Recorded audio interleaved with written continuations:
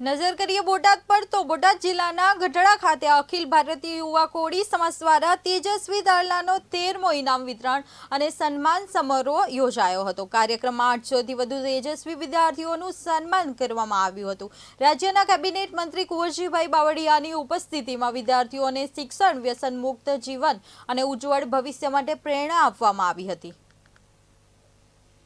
અશોકભાઈ, આજે કઈ તેજસ્વી દાદલાઓનો સન્માન સમારોહ હતો, સ્નેહ મિલન હતું, શું આયોજન હતું? ઇનામ વિતરણ ગઢડા શહેર અને તાલુકા 13મો ઇનામ વિતરણ કાર્યક્રમ હતો। આ કાર્યક્રમમાં લગભગ 800થી વધારે વિદ્યાર્થીઓને પ્રોત્સાહિત કરવામાં આવ્યા છે અને આ ઇનામ વિતરણમાં માનનીય કેબિનેટ મંત્રી શ્રી કુંવરજીભાઈ બાવળિયા, ધારાસભ્ય શ્રી ઉમેશભાઈ મકવાણા તથા પદાધિકારીઓ, ડોક્ટરો તેમજ પદાધિકારીઓ તેમજ તાલુકા પંચાયત, જિલ્લા પંચાયતના સદસ્યો, નગરપાલિકાના સદસ્યો અને કોળી સમાજના તમામ ભાઈઓ અને બહેનો ઉપસ્થિત રહી અને આ કાર્યક્રમને તેજસ્વી બનાવ્યો છે અને આમાં જીપીએસસી, યુપીએસસી અને કલેક્ટરો આવા દીકરા દીકરીઓ બને એ માટેની તૈયારીઓ આગામી દિવસોમાં અત્યારે પણ માર્ગદર્શન આપવામાં આવ્યું છે અને આગામી દિવસોમાં યુવા કોળી સમાજ આયોજિત આ 13મા વિદ્યાર્થી સન્માન સમારંભ અને તેજસ્વી તારલાઓને યાદ કરીને એમને વિવિધ ભેટ આપીને સન્માનિત કરવા માટેનો આજનો કાર્યક્રમ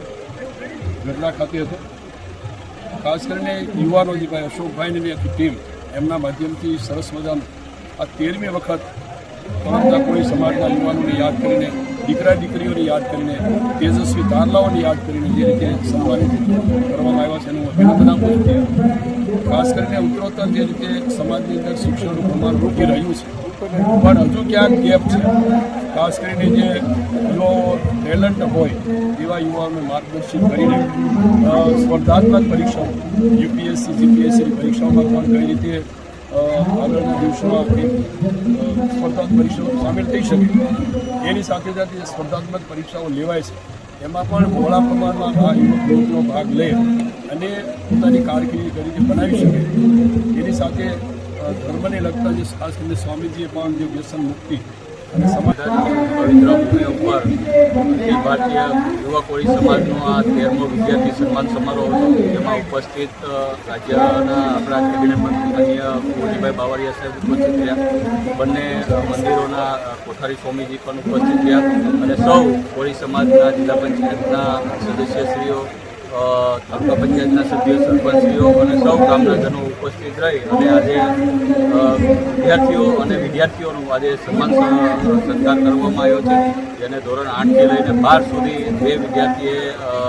મહેનત કરી અને સારા ગુણ મેળવ્યા છે એનું આજે સમાજ દ્વારા આજે